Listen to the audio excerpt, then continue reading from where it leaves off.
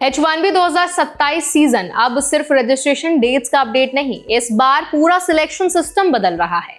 USCIS ने financial year 2027 के लिए टाइमलाइन फाइनल कर दी है और पहली बार वेज बेस्ड वेटेड लॉटरी लागू होने जा रही है। इसका सीधा असर इंडियन प्रोफेशनल्स, US एम्प्लॉयर्स और इंटरनेशनल ग्रेजुएट्स पर पड़ेगा। तो आज इस वीडियो में हम समझेंगे रजिस्ट्रेशन कब और कैसे होगा, नए वेज बेस्ड सिस्टम कैसे काम करेगा, एम्प्लॉयर्स को किन रूल्स का पालन करना होगा, स्क्रूटनी क्यों बढ़ गई है और इंडियन एप्लीकेंट्स को अभी क्या प्रैक्टिकल तैयारी करनी इंपॉर्टेंट है। तो चलिए फिर जल्दी से वीडियो को स्टार्ट करते हैं। हाय, मेरा नाम है वर्षा दुबे और आप मुझे देख रहे हैं NBT टेक एड पर। सबसे पहले टाइमलाइन क्लियर तरीके से समझ लेते हैं। USCIS के मुताबिक H1B financial year 2027 registration window 4 मार्च 2026 को दोपहर से खुलेगी और 19 मार्च 2026 तक चलेगी। रजिस्ट्रेशन केवल ऑनलाइन होगा और अब इसे सिर्फ ऑर्गेनाइजेशनल माई USCIS अकाउंट के जरिए सबमिट किया जा सकता है। इंडिविजुअल अकाउंट्स का इस्तेमाल अब अलाउड नहीं है। इसका मतलब है कि एम्प्लॉयर या उनका ऑथराइज्ड अटॉर्नी ही ऑफिशियल एंट्री कर पाएगा। रजिस्ट्रेशन फीस $215 रहेगी। USCIS का टारगेट है लॉटरी रिजल्ट 31 मार्च तक घोषित कर दिए जाएं ताकि अप्रैल से फुल पिटीशन फाइलिंग शुरू हो सके। अब सबसे बड़ा बदलाव, wage based weighted lottery. Department of Homeland Security ने जो नया सिस्टम लागू किया है उसमें हायर सैलरी ऑफर करने वाले रजिस्ट्रेशंस को सिलेक्शन में ज्यादा वेट मिलेगा, चांसेस उनके ज्यादा होंगे सिलेक्शन के। ये रूल 27 फरवरी 2026 से इम्पैक्ट में आने वाला है और रेगुलर 65,000 कैप के साथ साथ US मास्टर्स डिग्री कोटा यानी 20,000 स्लॉट्स पर भी लागू रहेगा।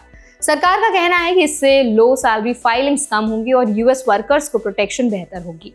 प्रैक्टिकल रूप से इसका मतलब है कि सैलरी स्ट्रक्चर अब लॉटरी चांसेस को सीधे इंपैक्ट करेगा। लीगल फ्रेमवर्क के हिसाब से रजिस्ट्रेशन का एलिजिबिलिटी रूल नहीं बदला है। एम्प्लॉयर स्पॉन्सरशिप अभी भी बहुत जरूरी होने वाली है, लेकिन वेज डिक्लेरेशन अब क्रिटिकल कंप्लायंस फैक्टर बन गया है। इमिग्रेशन अटॉर्नी उपासना गोयल ने साफ किया है कि बेनिफिशियरी डिटेल सिस्टम खुलने से पहले एंटर नहीं की जा सकती। उन्होंने ये भी बताया कि कॉन्सुलर केस के लिए $1 लाख की H1B फीस फिलहाल लागू है। हालांकि इस पर लीगल चालन चल रहा है, यानी प्रोसेस डायनामिक है, लेकिन कंप्लायंस बहुत ही ज्यादा जरूरी है इस टाइम पर। अब एम्प्लॉयर के लिए प्रैक्टिकल तैयारी समझते हैं। एक्यूरेट वेज रिपोर्टिंग करनी होगी, जिसके लिए सर्टिफाइड लेबर कंडीशन एप्लीकेशन पहले से ही आपको तैयार रखना होगा, क्योंकि इस टाइम पर यही समझदारी है।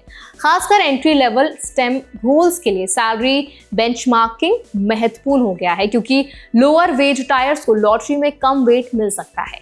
जिन कंपनियों में हाल के वर्षों में बड़े ले ऑफ हुए हैं, उन्हें ऑर्गेनाइजेशनल अकाउंट के जरिए जॉब प्लेसमेंट डिटेल्स सबमिट करते समय एक्स्ट्रा सावधानी रखनी होगी।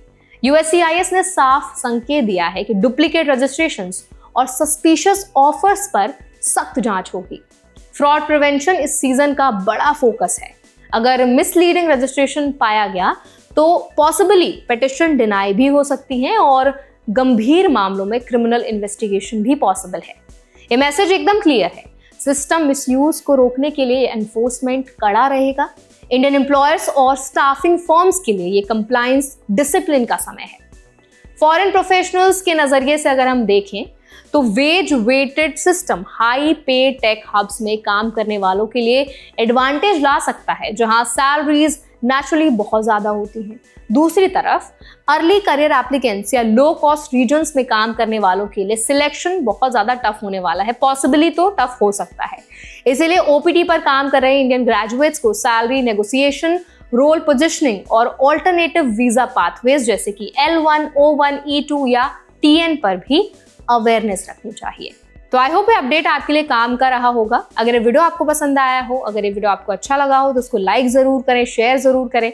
ऐसे और भी अपडेट्स के लिए, वीडियोस के लिए, इन्फॉर्मेशन के लिए हमारा चैनल NBT टेक एड को भी जरूर सब्सक्राइब करें।